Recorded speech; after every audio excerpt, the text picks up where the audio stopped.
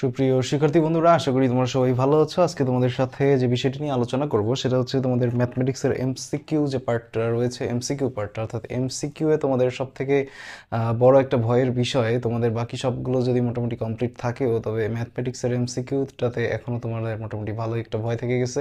এই ভয় পাওয়ার মূল কারণটা হচ্ছে তোমরা এমসিকিউ করতে গিয়ে প্রপার টাইমটুকু পাও না। অর্থাৎ তোমাদের জন্য যে 30টা এমসিকিউর জন্য 30 মিনিট সময়টুকু বরাদ্দ দেওয়া আছে, এই 30 মিনিটের মধ্যে 30টা এমসিকিউ বেশিরভাগ স্টুডেন্টেরই কমপ্লিট হয় না, এবং বেশিরভাগ স্টুডেন্টই এই বিষয়টা নিয়ে একটা অনেক জটিল একটা টেনশনের মধ্যে রয়েছে, তাই না? সো আজকে আমরা চেষ্টা করব যে আমার ভিডিওটির মাধ্যমে আমি তোমাদেরকে একটু দেখানোর ট্রাই করব যে ম্যাথমেটিকের এমসিকিউটা তোমরা যদি প্রপার ওয়েতে প্র্যাকটিস করো এবং প্রপার ওয়েতে যাও, তাহলে এই এমসিকিউটাও কি সম্ভব তোমার 30 মিনিটের মধ্যেই মোটামুটি ভালো একটা এখান থেকে রেজাল্ট বা ভালো একটা মার্কস পাওয়া সম্ভব। ঠিক আছে, আচ্ছা, আর একটা মূল বিষয় সেটা হচ্ছে যে এই যে বোর্ড, এটা যদি সম্ভব নাই হতো যে 30 মিনিটের মধ্যে, বেশিরভাগেরই কমপ্লিট হয় না, বেশিরভাগ স্টুডেন্টেরই কমপ্লিট হয় না, তো এটা যদি 30 মিনিটে 30টা এমসিকিউ কমপ্লিট করা নাই যেত, তাহলে কিন্তু বোর্ড এই ধরনের একটা তোমাদের কারিকুলাম বা এই ধরনের তোমার হচ্ছে সিলেবাসটা কিন্তু কখনোই করতো না। সো অবশ্যই এটা কমপ্লিট করা পসিবল, 30 মিনিটেই পারা পসিবল সকল এমসিকিউ।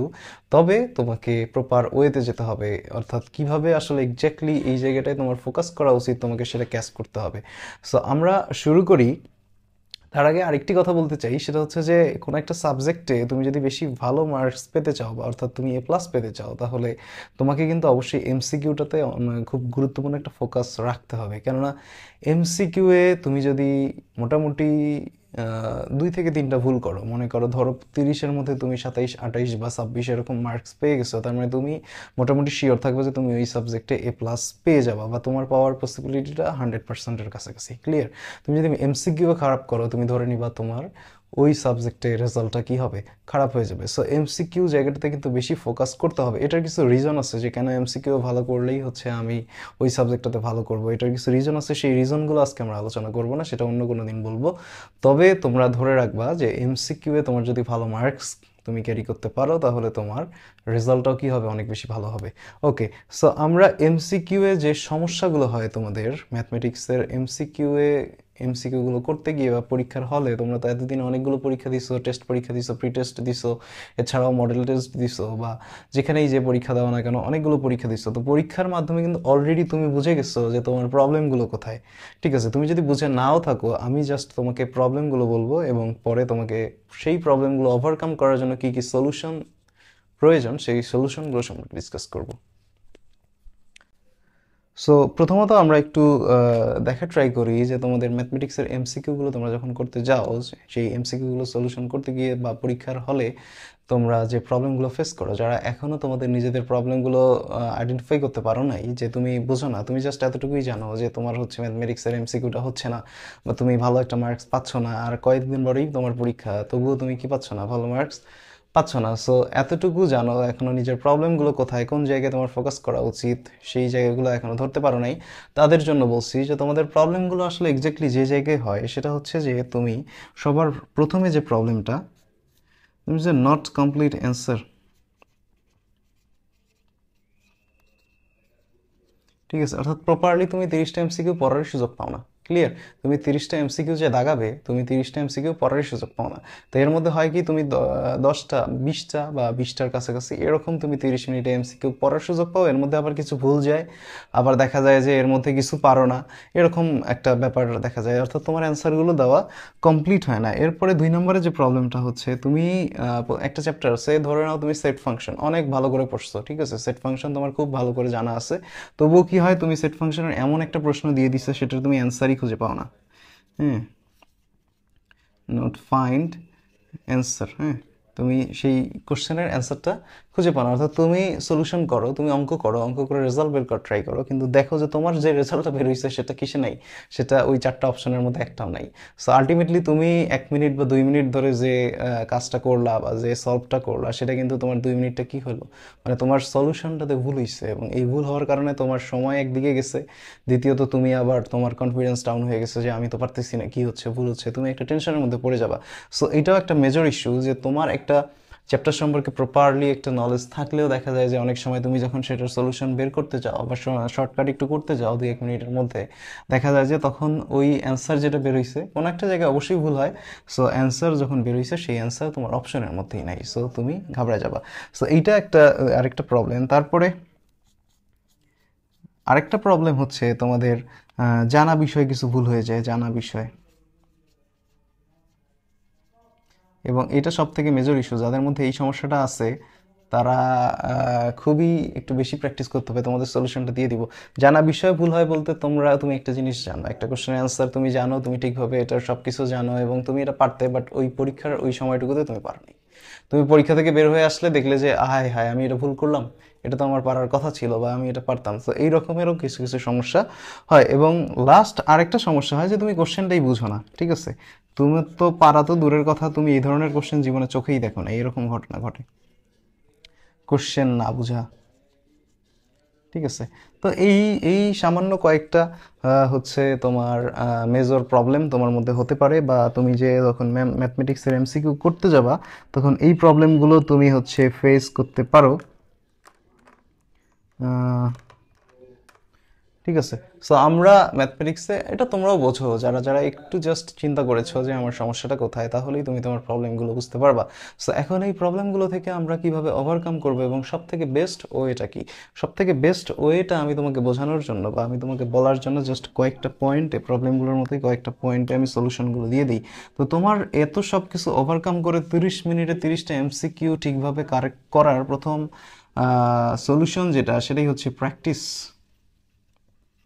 প্র্যাকটিস লাইক এক্সাম, অর্থাৎ তোমাকে এক্সামের মতো করে এমসিকিউ প্র্যাকটিস করতে হবে। এক্সামের মতো করে মানে কি, এক্সামে তুমি সময় পাও 30 মিনিট, তোমাকে সলভ করতে হয় 30টা, তোমাকে প্রপারলি একটা প্রশ্ন দেওয়া হয়, সেই প্রশ্নটা তোমাকে সলভ করতে হয়। সো তোমাকে যে প্র্যাকটিসটা করতে হবে সেই প্র্যাকটিসটা অবশ্যই তোমাকে এক্সামের মতো করে প্র্যাকটিস করতে হবে, বাসায় বা কোচিংয়ে বা যেখানেই তোমরা পরীক্ষাগুলো দাও না কেন। এই জন্যই তো আমরা এসএসসি পরীক্ষার আগে বিভিন্ন মডেল টেস্ট দিই, টেস্ট দিই, প্রি টেস্ট দিই। এগুলোর কারণ কি, যেন আমি এসএসসির মতো করে একটা পরিবেশে পরীক্ষা দিয়ে সেটার জন্য আরও ভালো একটা প্রিপারেশন নিতে পারি। এবং যে যত বেশি মডেল টেস্টগুলো দেয় তার কিন্তু কোশ্চেন বোঝার ক্যাপাবিলিটি এবং তাদের মার্কস পাওয়ার যে দক্ষতা, সেই দক্ষতাও কিন্তু মোটামুটি বৃদ্ধি পায়। সো আমাদের এই জায়গায় যেটা করতে হবে, প্রচুর প্র্যাকটিস করতে হবে তোমাকে, একদম এক্সামের মতো করে। শুধু এমনি তুমি হচ্ছে বসলা সলভ করতেছো এমসিকিউ না, তুমি তোমার টেস্ট পেপার আছে অবশ্যই তোমার কাছে, বিভিন্ন গাইড বই আছে, সেই গাইড বইগুলোতে তোমার প্রচুর পরিমাণে এমসিকিউ দেওয়া আছে। এভাবে মডেল টেস্ট আলাদা আলাদা করে বিভিন্ন স্কুলের টেস্ট পরীক্ষার প্রশ্নগুলো দেওয়া আছে।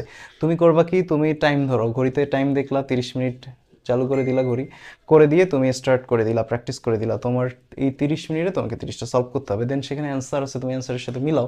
মেলানোর পরে তুমি খেয়াল করো যে এখানে তুমি কোন কোন অ্যান্সারগুলো পারলে না বা কোন কোন টাইপের অঙ্কগুলো তুমি পারতেছো না, এবং তুমি 30 মিনিটের মধ্যে কতটা কমপ্লিট করতে পারতেছো।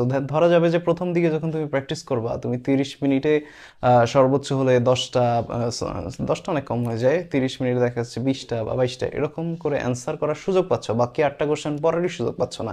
তো সেই জায়গাগুলোতে কি হবে, তোমার তোমার মাথায় কিন্তু ওই যে সমস্যাটা, সেটা কিন্তু তোমার মাথার মধ্যে ক্যাচ করে যাবে যে আমার যে সময়টুকু দিছে, তার মানে আমার একুরেসি আরও বাড়ানো উচিত, আমার সময়টাকে আরও কম ইউটিলাইজ করে আমার দ্রুত অ্যান্সারগুলো বের করা উচিত। সো এইটার জন্য কি লাগবে, তোমার প্রতিনিয়ত প্র্যাকটিস লাগবে, প্র্যাকটিস লাগবে। তুমি বাসায় বসে টেস্ট পেপার একদম ফার্স্ট টু লাস্ট সলভ করে ফেলো এমসিকিউ, বেশিক্ষণ কিন্তু লাগে না। আচ্ছা, এরপরে 2 নম্বর যে পয়েন্টটা, সেটা হচ্ছে যে তোমার কনসার্ন অ্যাবাউট টাইম, যেটা অলরেডি আমি বলে ফেললাম। হ্যাঁ, তুমি যখন এই প্র্যাকটিসটা করবে, টেস্ট পেপারের যে এমসিকিউগুলো আছে এগুলো অবশ্যই প্র্যাকটিস করবে। তোমরা যারা প্র্যাকটিস করে যাবে না তারা মনে করো যে অবশ্যই যে সমস্যাটা পড়বে সেটা হচ্ছে কমপ্লিট করতে পারবে না।